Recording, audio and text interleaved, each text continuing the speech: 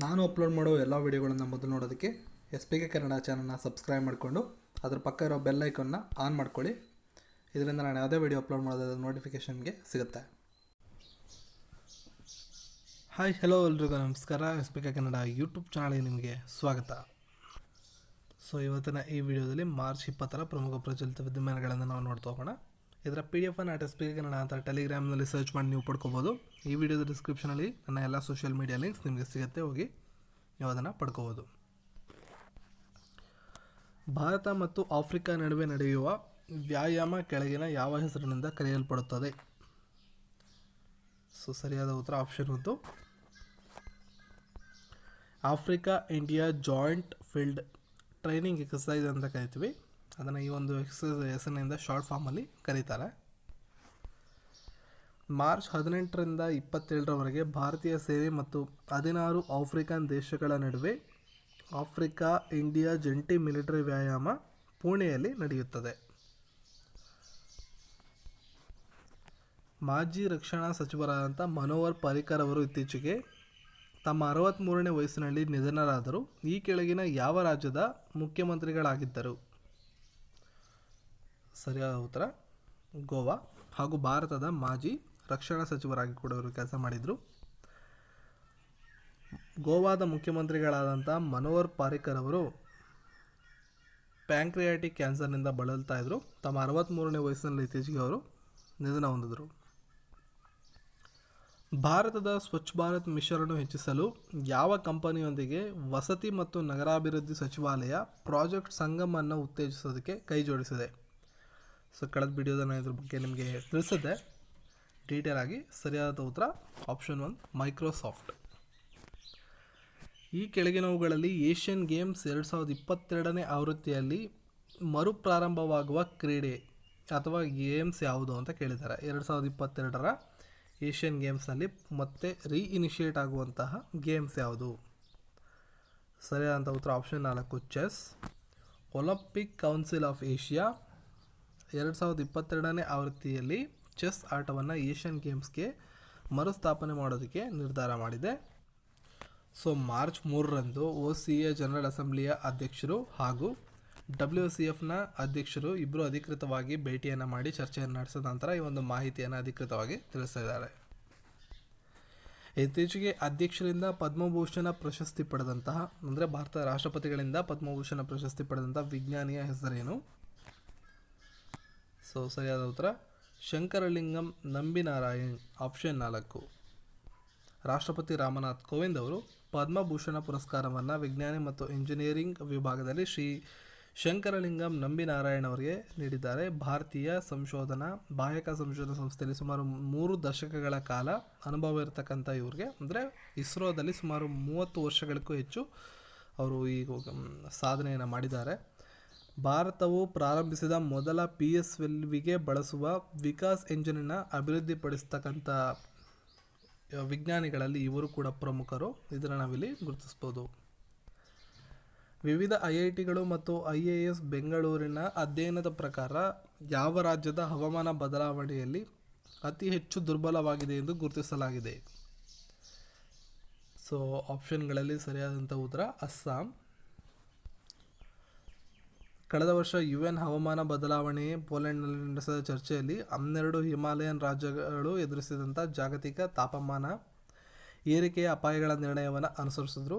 ಭಾರತದಲ್ಲಿ ಹವಾಮಾನ ಎದುರಿಸುತ್ತಿರುವ ಅಪಾಯಗಳನ್ನು ನಿರ್ಣಯಿಸೋದಕ್ಕೆ ಅಧ್ಯಯನ ನಡೆಸೋದಕ್ಕೆ ವಿಜ್ಞಾನ ಮತ್ತು ತಂತ್ರಜ್ಞಾನ ಇಲಾಖೆ ನಿರ್ಧಾರ ಮಾಡಿತ್ತು.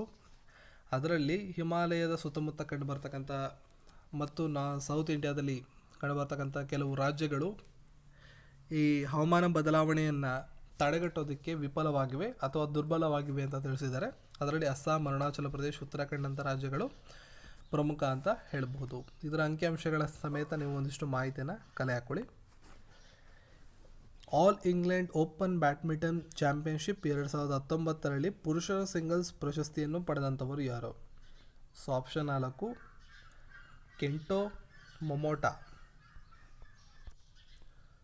ವಿಶೇಷ ಏನಪ್ಪ ಅಂದರೆ ಆಲ್ ಇಂಡಿಯಾ ಓಪನ್ ಬ್ಯಾಡ್ಮಿಂಟನ್ ಚಾಂಪಿಯನ್ಶಿಪ್ಪನ್ನು ಗೆದ್ದಂಥ ಮೊಟ್ಟಮೊದಲ ಜಪಾನಿ ಇವರಾಗಿದ್ದಾರೆ, ಮೊಮೋಟಾ ಅವರು. ವಾಯು ಗುಣಮಟ್ಟದ ಮಾನದಂಡಗಳನ್ನು ತರುವ ಕ್ರಿಯೆ ಯೋಜನೆಗಳನ್ನು ನಿಲ್ಲಿಸಲು ರಾಷ್ಟ್ರೀಯ ಗ್ರೀನ್ ಟ್ರಿಬ್ಯುನಲ್ ಎಷ್ಟು ರಾಜ್ಯಗಳಿಗೆ ನಿರ್ದೇಶನವನ್ನು ನೀಡಿದೆ? ಸರಿಯಾದಂಥ ಉತ್ತರ 6 ರಾಜ್ಯಗಳಿಗೆ ಅದು ನಿರ್ದೇಶನವನ್ನು ನೀಡಿದೆ.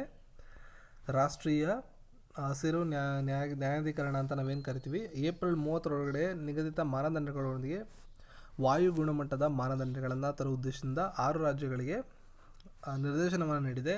6 ರಾಜ್ಯಗಳು ಆ ನಿರ್ದೇಶನವನ್ನು ಪಾಲಿಸೋದಕ್ಕೆ ತಪ್ಪಿದ್ರೆ 1 ಕೋಟಿ ರೂಪಾಯಿ ದಂಡವನ್ನು ಕೂಡ ತೆತ್ತಬೇಕಾಗತ್ತೆ. ಟೋಕಿಯೋ ಒಲಿಂಪಿಕ್ಸ್ಗೆ ಅರ್ಹತೆ ಪಡೆದ ಮೊದಲ ಭಾರತೀಯ ಕ್ರೀಡಾಪಟು ಯಾರು? So option 2 KT Irfan.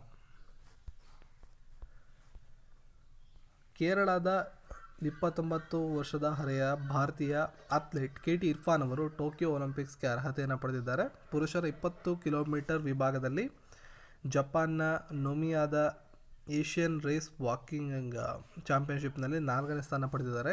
Tokyo Olympics ಮುಂದಿನ ವರ್ಷ ನಡೆಯಲಿದೆ. ಜಿಂಬಾಬ್ವೆ ಮೊಂಜಾಂಬಿಕ್ ನಗರದ ಮೇಲೆ ಎರಗಿದ ಚಂಡಮಾರುತದ ಹೆಸರೇನು? ಸೊ ಇತ್ತೀಚೆಗೆ ಜಿಂಬಾಬ್ವೆ ಮತ್ತು ಮೊಂಜಾಂಬಿಕ್ ನಗರದ ಮೇಲೆ ಎರಗಿದಂಥ ಚಂಡಮಾರುತದ ಹೆಸರು ಸೈಕ್ಲೋನ್ ಇಡೈ.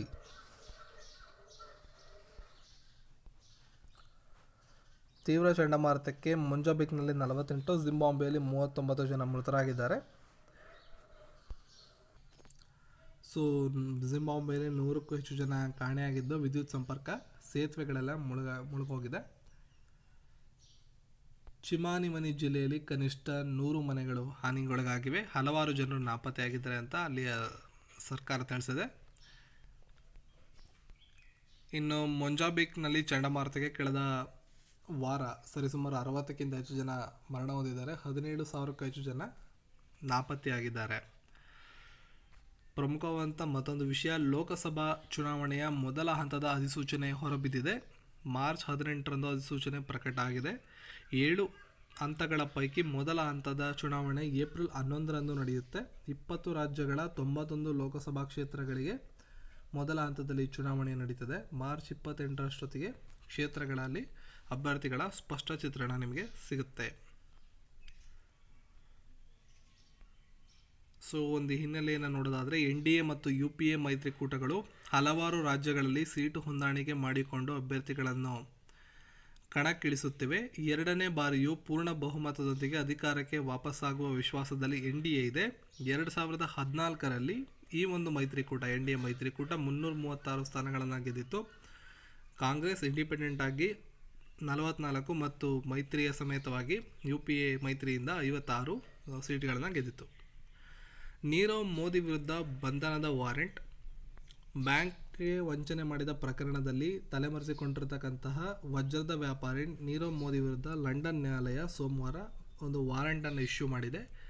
ನೀರವ್ ಮೋದಿಯನ್ನು ಭಾರತಕ್ಕೆ ಹಸ್ತಾಂತರಿಸಲು ಕೋರಿ ಜಾರಿ ನಿರ್ದೇಶನಾಲಯ ಸಲ್ಲಿಸಿದಂಥ ಅರ್ಜಿಯನ್ನು ಪುರಸ್ಕಾರ ಮಾಡಿ ಈ ವಾರೆಂಟನ್ನು ಹೊರಡಿಸಲಾಗಿದೆ. ನೀರವ್ ಮೋದಿಯನ್ನು ಬಂಧಿಸಿ ನ್ಯಾಯಾಲಯಕ್ಕೆ ಹಾಜರುಪಡಿಸುವಂತೆ ನ್ಯಾಯಮೂರ್ತಿಯವರು ಅಲ್ಲಿಯ ಪೊಲೀಸರಿಗೆ ತಿಳಿಸಿದ್ದಾರೆ. ಕಾನೂನು ಪ್ರಕ್ರಿಯೆ ಮುಗಿದ ನಂತರ ಅವರನ್ನು ಭಾರತಕ್ಕೆ ಹಸ್ತಾಂತರ ಮಾಡಲಾಗುತ್ತೆ. ಐರ್ಲೆಂಡ್ ವಿರುದ್ಧ ಏಕೈಕ ಟೆಸ್ಟ್ ಪಂದ್ಯವನ್ನು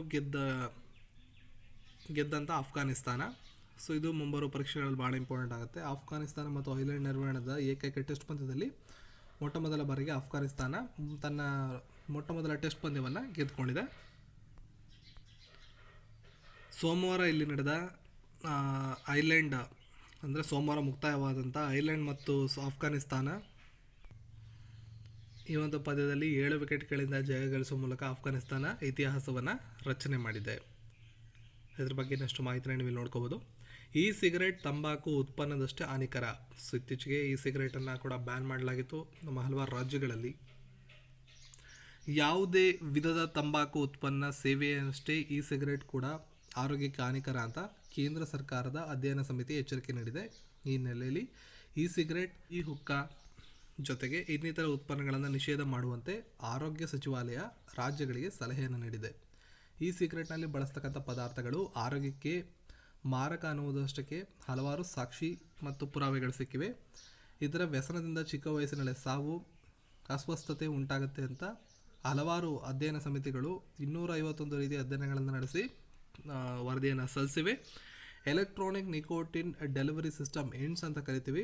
ಇದರಲ್ಲಿ ಬಳಸ್ತಕ್ಕಂಥ ಉತ್ಪನ್ನಗಳು ಅತ್ಯಂತ ವಿಷಕಾರಿ ಅಂಶಗಳಿಂದ ಕೂಡಿದ್ದು ಇದು ಮಾರಣಾಂತಿಕ ಆಗ್ಬೋದು. ಇಂತಹ ವಸ್ತುಗಳನ್ನು ಜಾಹೀರಾತು ಮಾಡುವಾಗ ಆರೋಗ್ಯಕ್ಕೆ ಹಾನಿಕಾರಕ ಅಂಶಗಳನ್ನು ಮುಚ್ಚುಮರೆ ಮಾಡಲಾಗುತ್ತೆ ಅಂತ ಕೂಡ ಇದರ ಬಗ್ಗೆ ಒಂದು ವಿವರಣೆಯಲ್ಲಿ ತಿಳಿಸಿದ್ದಾರೆ. ಹಾಗಾಗಿ ಇದನ್ನು ಕೊನೆಗೊಳಿಸಬೇಕು ಅಂತ ರಾಜ್ಯಗಳಿಗೆ ಆರೋಗ್ಯ ಸಚಿವಾಲಯ ತಿಳಿಸಿದೆ. ಬ್ರೆಕ್ಸಿಟ್ ಬಗ್ಗೆ ಒಂದಿಷ್ಟು ಮಾಹಿತಿಯನ್ನು ನೋಡೋದಾದರೆ, ಬ್ರೆಕ್ಸಿಟ್ ಬಹಳ ದಿನಗಳಿಂದ ಸುದ್ದಿಯಲ್ಲಿರತಕ್ಕಂಥ ವಿಷಯ. 28 ದೇಶಗಳು ಸೇರಿಕೊಂಡು ಹುಟ್ಟು ಹಾಕಿರುವಂಥ ಆರ್ಥಿಕ ಮತ್ತು ರಾಜಕೀಯ ಸಂಘಟನೆಯಾದ ಐರೋಪ್ ಒಕ್ಕೂಟಕ್ಕೆ 1973ರಲ್ಲಿ ಬ್ರಿಟನ್ ಸೇರ್ಪಡೆ ಆಯಿತು. ಈ ಒಕ್ಕೂಟದಿಂದ ಈಗ ತಾನು ಹೊರಡೆ ಬರಬೇಕು ಅಂತ ಬ್ರಿಟನ್ ಆಸೆ ಪಡ್ತಾ ಇದೆ. ಅಲ್ಲಿಯ ಪ್ರಧಾನಿಗಳು ಆಸೆ ಪಡ್ತಾ ಇದ್ದಾರೆ. ಅದನ್ನು ಬ್ರಿಟನ್ ಎಕ್ಸಿಟ್ ಅಂತ ಕರಿತೀವಿ. ಈ ಆಶಯವನ್ನು ಸ್ವಲ್ಪ ಶಾರ್ಟ್ ಫಾರ್ಮಲ್ಲಿ ಬ್ರೆಕ್ಸಿಟ್ ಅಂತ ಕರೀತಾರೆ. ಆವಾಗ ಜಾಯ್ನ್ ಆಗಿದ್ರು, ಇವಾಗ ಹೊರಡೆ ಬರೋದಕ್ಕೆ ಆಸೆ ಪಡ್ತಾ ಇದ್ದಾರೆ. ಹೀಗೆ ಐರೋಪ್ಯ ಒಕ್ಕೂಟದಿಂದ ಹೊರಬರುವ ಒಡಂಬಡಿಕೆಗೆ ಬ್ರಿಟಿಷ್ ಸರ್ಕಾರ ಸಹಿ ಹಾಕಿದ್ದು. ಇದರ ಕಾರಣಕರ್ತರಾಗಿರ್ತಕ್ಕಂಥವ್ರು ಬ್ರಿಟನ್ ಪ್ರಧಾನಿ ತೆರೆಸಾ ಮೇ ಅವರು. ಏನು ವಿಶೇಷ ಅಂದರೆ, ಈ ಒಡಂಬಡಿಕೆ ಅನ್ವಯ ಈ ತಿಂಗಳ ಮಾರ್ಚ್ 29 ಈ ಒಕ್ಕೂಟದಿಂದ ಬ್ರಿಟನ್ ಹೊರಬರಬೇಕಿತ್ತು. ಬ್ರೆಕ್ಸಿಟ್ ಸಂಬಂಧವಾಗಿ ತಾವು ರೂಪಿಸಿದ ನಿಯಮಾವಳಿಗಳಿಗೆ ತೆರೆಸಾ ಸಂಸತ್ತಿನಲ್ಲಿ ಒಪ್ಪಿಗೆ ಪಡ್ಕೋಬೇಕಿತ್ತು. ಮಾರ್ಚ್ 12ರಂದು ಈ ಸಂಬಂಧ ನಡೆದ ಮತದಾನದಲ್ಲಿ ಸಂಸದರು ಎರಡನೇ ಬಾರಿಗೆ ಈ ಆಶಯಕ್ಕೆ ವಿರುದ್ಧವಾಗಿ ಮತ ಚಲಾಯಿಸ್ತಾ ಇದ್ದಾರೆ. ಅಂದರೆ ಅಲ್ಲಿಯ ಜನರು ಮತ್ತು ಅಲ್ಲಿಯ ಸಂಸದರು ತೆರೆಸಾ ಮೇ ಅವರು ನಿರ್ಧಾರ ಏನು ತಗೊಂಡಿದ್ದಾರೆ, ಈ ಗ್ರೂಪಿಂದ ಆಚೆ ಬರಬೇಕು ಅಂತ, ಅದನ್ನು ವಿರೋಧಿಸ್ತಾ ಇದ್ದಾರೆ. ನಾವು ಅಲ್ಲೇ ಇರಬೇಕು ಅಂಥೇಳಿ ಮತವನ್ನು ಚಲಾಯಿಸ್ತಾ ಇದ್ದಾರೆ.